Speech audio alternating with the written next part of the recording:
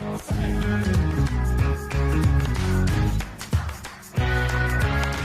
back to The Flip Side. We are here with special guest, Mr. Beau Bevis. Beau, thanks for being here.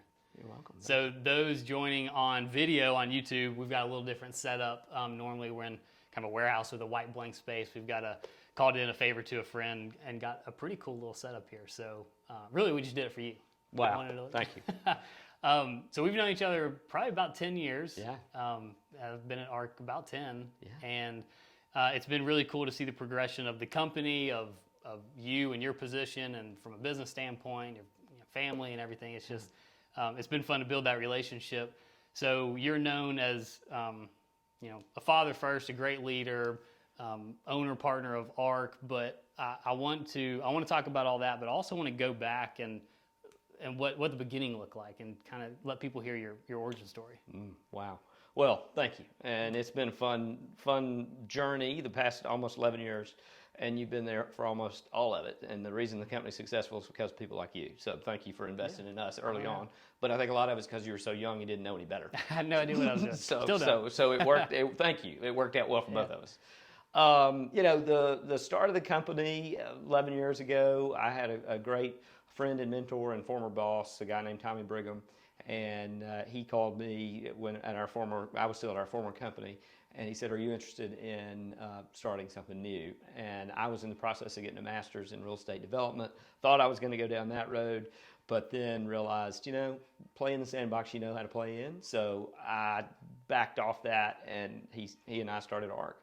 And I mean, our goals in the beginning were make payroll, be able to pay ourselves, and stay in business. Yeah. And it's just, ARC stands for A Relationship Company. And I'll quote Tommy a lot and say that the agent is our customer. And he always instilled that in me, that if you get away from the agent being your customer, you're going to get in trouble quickly. So we foster the agent to the company relationship much more so than the company to your client's relationship. I'm never going to meet your client unless we're in deposition, or maybe you're out at lunch or something like that. We hope you never meet my client. Yes, so our client's you, the agent is our client. And that's what we've built things around over the past 11 years. And being in different peer groups and things like that, you realize, we're a marketing company at the end of the day. It hurts a little bit to say that, but it's the truth. I mean, the consumer has all the information, so we better supply the tools to the agents to stay in touch with their sphere or create a sphere. Yeah, absolutely. And ARC does that really, really well with a lot of who's in the company, right? Yes. And through different brokers and John at marketing and all that. Going back, so you were a broker at the company before that, but at one point you were actually an agent selling, right? Yes. Yeah. I mean, I'm 48 and my career has been real estate the entire time. And I joke, it's that the Southern Company has had my resume now for 27 years, and they haven't called me for a job, but I think they're going to one day. Yeah. I was in college, and I grew up in a small town in northwest Alabama, and I didn't want to go back home for the summer. I got a taste of Birmingham and liked it, so I started working for two guys that were selling real estate, and I was their admin. And that's what afforded me to stay in Birmingham for the summer. And then I got to know the owner of that company, and I worked with them. Finished up college, and I moved to the Virgin Islands for 2 years and worked for Remax real estate company in the Virgin Islands for 2 years. Came back and got right back into real estate. So did new construction sales, did resale for a short minute, and then got into the brokerage seat, and then got into the brokerage seat and owning part of it, and then owning the company. Yeah, ultimately. How's real estate sales in the Virgin Islands? Well, it's done differently in the Virgin Islands is an easy way to say it. It was just, financing was hard, insurance pushed most people out, but it was fascinating to see people come in. The agents there had to spend a lot of time vetting people because everybody got off a cruise ship and got really excited about the island.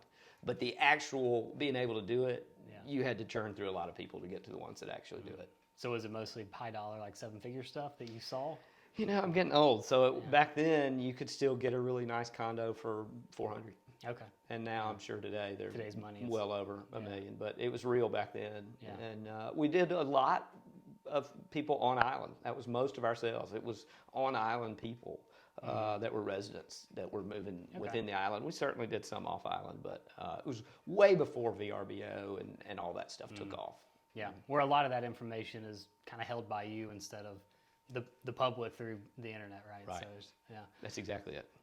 So being an agent and being a broker, you're in the entrepreneurial world, right?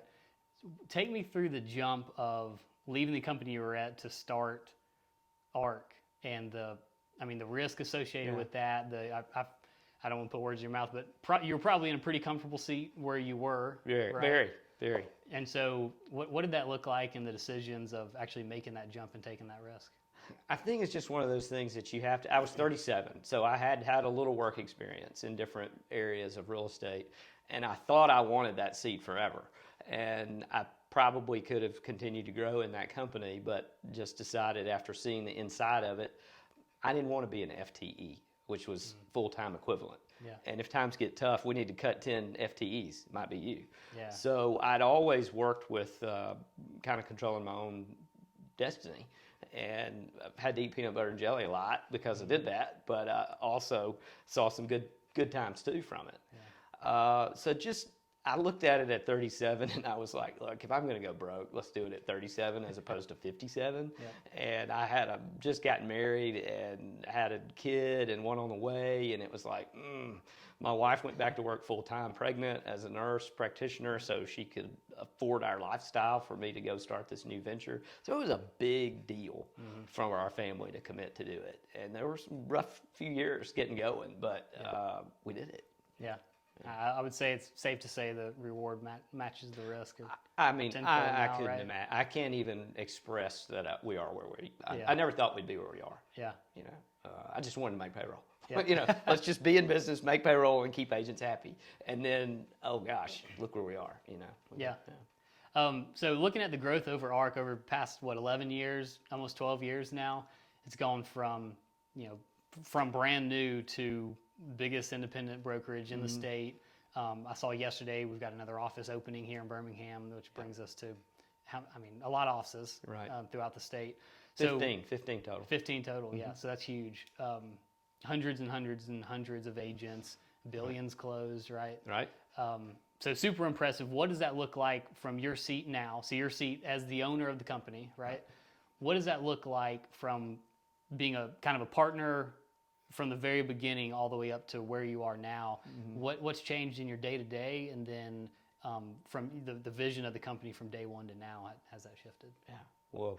Big question. Yeah. A lot of parts of that. You know, the growth of the company is, like I said in the beginning, it's because of people like you. And I'm now a true believer that whether you're an agent starting in the business or you're owner of a brokerage, if your core philosophies stay the same and you hire people that have those same core philosophies, whether it's for a team, for you, or for it's another broker position within our company, if they share the like-minded, you can get as big as you want. Yeah. You just got to keep your leadership close to you and make sure you hire good people that share the philosophy.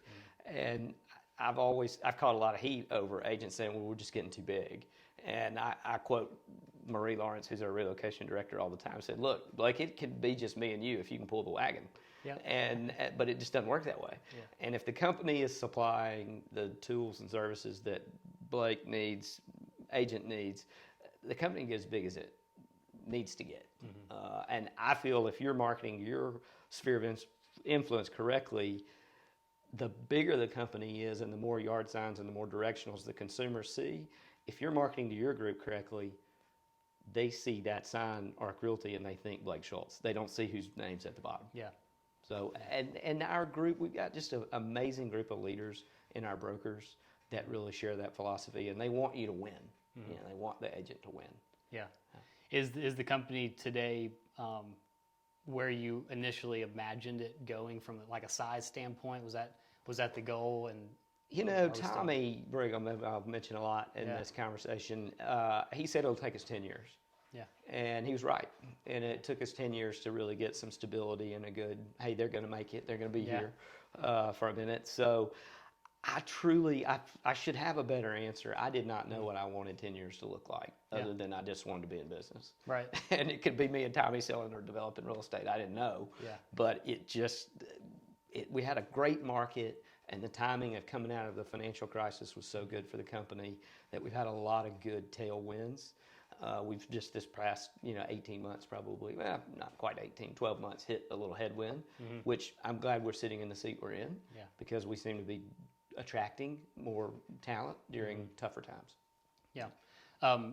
It's funny, you kind of alluded to earlier being a little bit more of not a W-2, but kind of a W-2 in the broker seat at the company you were with. And when times get tough, you could be on the hot seat. Right. Where wanting to shift and that entrepreneurial mindset of having basically control of your own destiny. And I definitely resonate with that. You're a poster boy for that. But also not having the full 10-year projection out of, and I don't know if you're as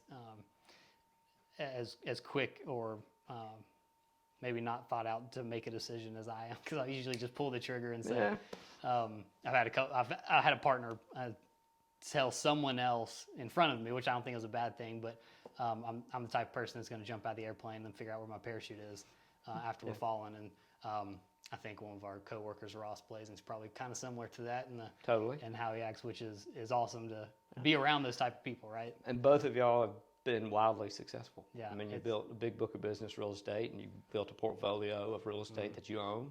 Why we all got in this. Yeah. Well, so let's talk about that a little bit and shifting gears from the broker owner side. You've done some sales on the investment piece. You thought for a minute you might go into that full time and then switch gears. So do you still play in the investment side at all? We do. It's hard to serve two masters, and there's only so much money. When you're growing a business, the business eats a lot, and it eats everything, and sometimes you don't get paid. And then so it's hard to then find the cash to go do a real estate deal. I will say I've never had a piece of real estate I sold that I wish I still didn't have today.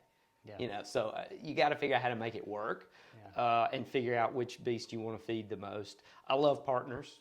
You got to have the right partners, but you got to mitigate risk, and it allows you to do bigger deals. I mean, I'd rather have 20% of a deal that's going to be so much bigger, and typically the bigger the deal, sometimes the safer the deal because you got more end users to it. But I am a believer, and I wish that real estate agents would focus more of building a portfolio for themselves instead of just that transactional life that agents tend to live in. The phrase, everybody's heard it, mailbox money. It's what you, Ross, everybody's kind of working towards is how can I get enough mailbox money to where it sustains my lifestyle. Yeah. So if you were to tell an agent who says, hey, I want to get into the investment side, really don't know where to start, what would be the direction you would give them on where to focus? If you can't buy good property, buy cheap property. Buy property. Just buy something. Buy something. Take action. But you got to really look at, okay, if I'm buying a rental, single family, can I move a tenant in there as it is, or do I need another $20,000 to get it habitable to where I can get the rent I need from it? Getting your financing, and particularly in the environment we're in today, money's starting to be expensive to borrow. So do the numbers still work by the time you're paying property taxes and the time you're servicing debt on it? And if you take on a partner, is everybody getting what they want out of it? But if it was easy, everybody would do it. And you just got to get creative. Sometimes it's tied to the owner in there, that you get the owner involved. They stay in the deal with you to get it. There's always an angle that you can work out. Do you think the buy and hold to rent is the best place to start? Or, I mean, you've got note investing, wholesaling, flipping, commercial, multi-family, so what direction? I always tell an agent, play in the sandbox you know how to play in. That's what was told to me. And most agents really get single-family residential. They know an area, they know how to value it, they know what they're selling for. Start there and buy that first single-family house. And then figure out, you pay the dumb tax is what I like to say. You pay the dumb tax when you learn how to do things that, I didn't see that coming, and that hurt, and I'll learn from that, won't do that again.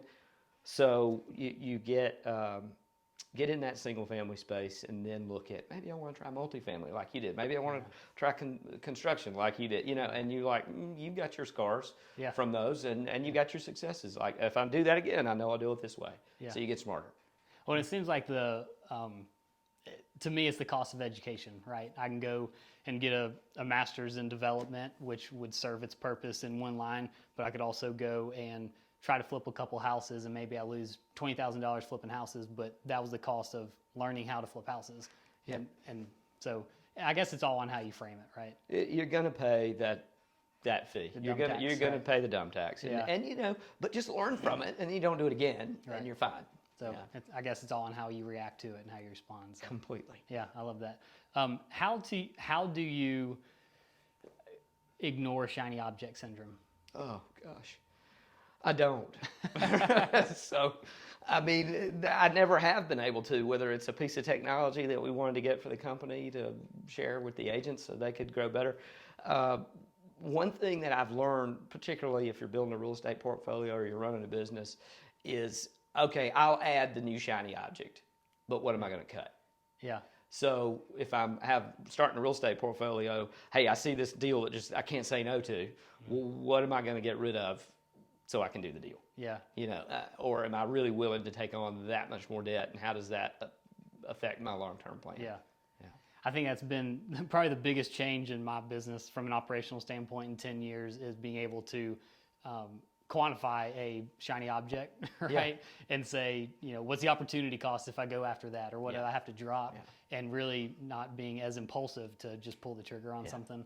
Not to say that I don't every day, but it's maybe it's only once a day. You think about it at least, and I think it's everybody's heard the phrase about people fall in love with the deal, and they do. And they fall in love with they don't fall in love with the deal, they fall in love with the property. And they're trying to make that, force the deal, round peg, square hole kind of thing. And you got to have a good mentor and have a sounding board to listen to reason. And that somebody's telling you don't do it, it won't cash flow it, or you're going to, get your lunch handed to you. Listen to them. Yeah. Because you're in love with real estate. You're tied up on the architecture and the millwork and whatever. Nobody cares. Yeah. If you can't pay for it. Yeah. That's the hard part. It's so good you said that, because still today, but early on specifically when I'm still trying to figure out what I'm doing, but really trying to figure out what I'm doing, you were a pretty good soundboard on giving me feedback, especially going around some flips and construction stuff and maybe pulling permits, maybe not. Yeah. And balancing, right? Yeah. And balancing that with also trying to sell and grow that business and running those lanes. Having a mentor and having someone who, hey, I've made that mistake. Let me tell you how I did it. So you don't make that mistake and also lose a bunch of money. Right. So that was super beneficial. Somebody said, that's a great statement, that I want to talk to an expert in real estate, or I want to talk to an expert in accounting or whatever. And they're like, an expert is somebody that's failed a lot. Yeah. Because the people that just do it and it happens for them, you don't learn anything. You learn when you mess up. Yeah. And I think we're probably both entering into the expert because we failed a lot in real estate deals, and you learn from them and then you go on in life. And it's interesting. I have not a ton, but some people reach out, especially recently. Hey, what's your advice on crypto? Or what's your advice? And very specifically, intentionally trying to say, look, I stay in my lane and play in the same box I know, right? Yeah. And I'm not going to give you advice because I'm not the expert. I don't have experience on it. I haven't done it and failed. But it's interesting to see a lot of, especially social media now, a lot of quote-unquote gurus coming out that are in their early 20s or maybe 20. And it's, then this is just me, but it's easy for me to take their opinion with a pretty big grain of salt to say, maybe you've got great education around it, but you really don't have that experience. Right. Well, and it is just that, because the 20-somethings have not seen a hard economy. Yeah, I haven't really. You were kind of coming, you're a good bit younger than me, but your folks were dealing with paying for college for their kids in the financial crisis. So your age group's really the group that's only seen kind of a mom and dad are struggling. Yeah. Things are tight. And the 20-somethings really haven't. I feel like we may be entering into that era right now to some degree.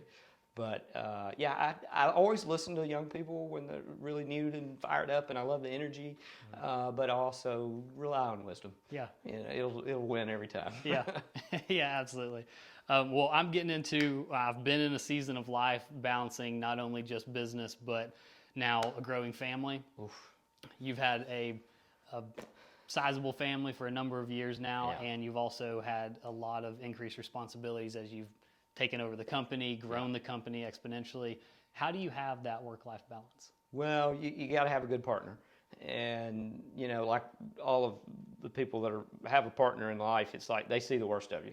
It's sad to say they don't always see the best. Yeah. And you have to say I'm sorry a lot, and particularly if you've got a spouse that's got a career, and if you're in real estate, you jump when the client calls, and it may be during dinner, it may be during a soccer game, or it may be.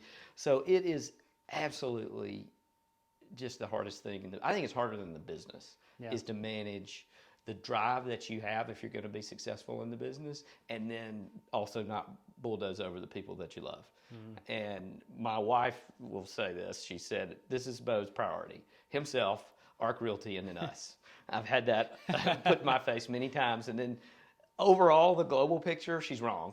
But in some moments, she's been right. Yeah. And, I certainly have some regrets. I got a son in college, and there was some stuff I missed that I wouldn't. I wish I could dial that back. Yeah. And you really think about it, the reason or the people you were missing a family event for don't really care that you're missing it. And they don't. So if you treat your business like a professional, you can schedule around that stuff and don't just jump when the client calls. Yeah. And treat it, hey, you're busy, you got a life, and schedule around it. So it's tough. Have you found being proactive on the front end with maybe picking up a new client, or in your case, maybe some agents who have an issue or want to come in and just kind of setting that precedent of, hey, here's when I'm available, here's when I'm with family, and it's kind of a non-negotiable unless it really, it's a calendar for me, and it's a live and die by this calendar. And if I've got it on the calendar, I'll be there, whether it's family or work. And that's just what works for me, because I have to have boundaries, because I could sit here and talk to you. You and I talk for 5 hours. Right. And then, I missed 2 events and I'm late for dinner and all that. So you got to just set some boundaries, like you said, and have a schedule. Yeah. What is your favorite part about your position now in business, and what is your least favorite part or an activity that you have to do? Well, I kind of about the business as a whole, I've kind of come to this conclusion recently. The thing I hate about our business is also the thing I love about our business, and it's the barrier to entry. I mean, if you can read and write, you can get a real estate license. Now, not everybody that reads and writes and passes real estate tests should be in real estate. It's just the truth, because you got $300 and you can read and write, you can get a real estate license. State of Alabama says you can take the real estate exam 20 times before real estate may not be for you. I've never known anybody take it more than 6. But the same statement, what I love about this business is the barrier to entry is so low.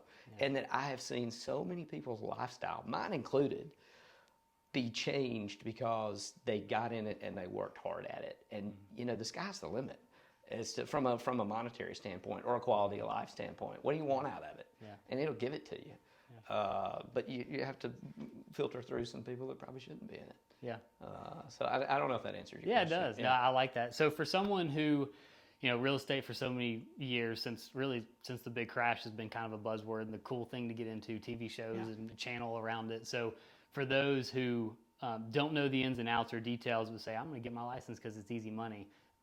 What's the advice to those people? Should they get their license if they want to sit at home? And for those of you that watch South Park, there's an episode where Kenny is going to get his real estate license, and people are coming into town. He's going to be a millionaire by the end of the month. I'd say everybody watch that and see what happens to Kenny. Kenny always gets killed, so he gets killed. Accurate, but no, I say to people that are trying to get in the business, it is. The great thing about the industry is HGTV has been this huge influencer on real estate. It's sexy to sell it. It's sexy to own it. It's sexy to flip it. It's just cool. And HGTV is 27 years old. So it's programmed a generation now that real estate's cool. And I'm thankful for it, because I think a lot of the success the industry's had is because of HGTV. But if you're getting in it, it's tough, and 8 out of 10 don't make it past 3 years. So, you will die off. So do you see kind of that 80-20 rule apply, or is it skewed even more as a sense of 80% or 20% of the business? 20% of the agents do 80% of the business. Now, the 20% of the business, or 20% of the agents do 80% of the business. That is true. So when I talk granular to the company, our success rate of an agent making it is much higher, because we're so high service to the agent. And there's a lot of discount brokerages out there that are just out for a fee from the agent and supply nothing. And some make it, some don't. Every bottle's different, and there's a lid for every pot. You know, there's some people like that, some people don't. I think annually, on an average basis, there's about $7 billion of real estate commissions paid in our country. And there will always be disruptors and people excited about that $7 billion and trying to get their piece of it. Yeah. So whether it's an agent or a new business model that's coming along. So if you're getting in, you got to have a plan. Get with a company that'll help you figure out. Mortgage has a T in it when you spell it. And it just, you need a mentor. You need a plan. Yeah. Or you're going to fail. Yeah. Well, let's roll that into more or less kind of a sales pitch of ARC and why someone maybe getting into real estate or wanting to get into real estate and they see all of the other brokerages, maybe no brick and mortar, low fees, best commissions. What's the pitch for ARC on that? So I start out with, it's easy to talk about something when you love it, and whether it's your family or where you work. And I love ARC, love my family too. But when I start out talking to somebody that's either showing some interest in the company, wanting to come, or wanting to get into real estate, I just always start out with ARC, a relationship company. And it's so simple, but the consumer has access to everything as soon as you do. Yeah. And they have an opinion of value, whether they're a buyer or a seller. So you better know your numbers, and you better be with a company that can help you learn how to do it. Because the time to practice is not on your client. Right. You get these rare moments when you actually get in front of somebody that's going to do business with you. That's just not the time to learn. Yeah. And if you're at a brokerage that doesn't have a lot of services, that's when you're going to learn. And they'll leave you. They'll call you, which you've picked up clients, I'm sure, through the years with people that didn't know what they were doing, and the client can smell it. Yeah. The client can smell whether they even realize it or not, the lack of confidence or the abundance. And I think I start there. It's like, man, if you're a dentist, if you're an accountant, you get training. Be a professional, get trained, is what I say. And I'm super proud of every agent we have because I feel like they are being trained, or have resources to go to get help if they need it. Yeah, I love that. I remember early on, I was at another brokerage, literally just because of location. I didn't know what a realtor was, and just hung my license there because it was the closest to. You watched the South Park video. I did, yeah, it was. I could be a millionaire in a month. And I met with Tommy, and I remember meeting with him, and the kind of abundance mindset was pretty evident. And one thing that has still stuck with me to this day was him saying that he's going to be selective on what agents join the company based off culture fit. Yeah. And to this day, it's still evident that as an agent, I could probably go put my license at any company because they want the monthly fees, they want, right? But at ARC, time and time again, I've heard of agents that maybe want to come over that just aren't a good culture fit, that don't fit the company. And I think that's something special that Tommy and you've created inside of ARC and creating that culture. And while, yes, it's grown to a very big company, it still feels like a family company because of that culture. Yeah. And it's very true. I mean, the statement, the bad apple will ruin the bunch if you let it. And, everybody's got their ways of doing business. And I've got our direct competitors, we're friends. And we send people that may be good for the business, but not good for us as a fit culturally, or they've had an issue with a fellow agent in our company. And, hey, you need to call them. I think they're interested in making a change or getting into business. And we do that a lot, but it's the industry will almost always, if people have really bad intentions, push them out. Yeah. Yeah, there'll be some consumers get bruised along the way, but they'll ultimately get pushed out. Yeah. If I had to pick one thing that contributed to your success today, it would be? Looking back and what's made us and me successful through the years is finding a mentor and finding a peer group. And when I say mentor, somebody that wants you to win, somebody that wants to invest in you, that doesn't want anything out of you. Hard to find, but they're out there. Yeah. And then from a peer group standpoint, I think they're invaluable in that the peer group will give you different perspectives from different industries about what you do. And you don't sell houses to real estate agents. You sell houses to people that have other professions. So if you're in a peer group with people from other professions, you'll get their perspective on what you do. And then you take that and apply it. Yeah. Yeah, that's so good. I mean, using that we've got a theme of this whole podcast, basically, of not trying to do things yourself, right? Surrounding yourself with people smarter than you, who are more successful than you, Right. and trying to hitch your wagon to them Right. to add value to them, but also grow yourself. Right. I think that's huge. I love that. Yeah. So, cool. Before we wrap up, do you have 2 book recommendations that have been pivotal? Yeah. Is that a word? I get it. Yeah. That have changed the course of your life from a business standpoint, or maybe a personal family standpoint.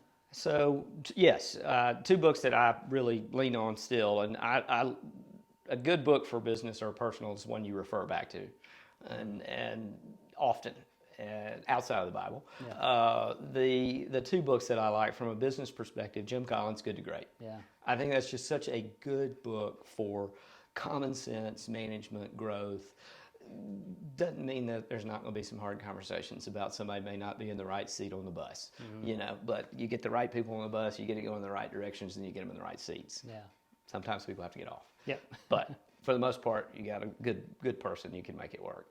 And then really personal and business is a local author here, a guy named Richard Simmons, not the workout guy, but he wrote a book, he's written several, but I love A Life of Excellence. Yeah. And that book is something I keep in my backpack, and if I'm on a plane, I can read it in 45 minutes.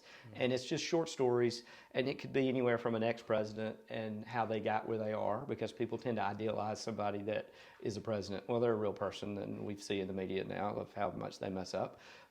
And then all the way down to a lady that she just planted 50,000 daffodil bulbs in her yard, and it's beautiful in the spring, and people come from far and wide to look at it. But her story was, it's one lady, one bulb at a time, one day at a time. So you got two interesting ends of the spectrum, a president to a lady planting daffodils, and they both been really successful at what they set out to do. Yeah. So I like those 2 books a lot. I'd recommend them to anyone. Yeah, that book seems to help when you've got such a large animal in front of you of, hey, I want $1 billion company, and the biggest in the state, growing in the Southeast.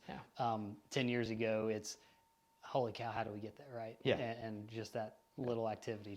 That's And we've done both. Yeah. We planted a lot of daffodils. Yeah, So. That's right. A lot of blooms. Awesome. Well, if people want to find out more about you or ARC, where should we direct them? Thank you. I mean, our website, arcrealtyco.com, is certainly a place to start. And I've got a direct link on that website. If anyone's interested, I'm pretty easy to find, text. Give your cell phone number. Any of our brokers, it's out there. So I'm a better texter than not. But thank you for inviting me. I know you'll probably run out of people to get on the show, so you got to me. No, you've been on the list for a long time. The growth you've seen and the impact you've had on my growth has been awesome, so I appreciate it. It's a 2-way street. Yep. Thank you. All right.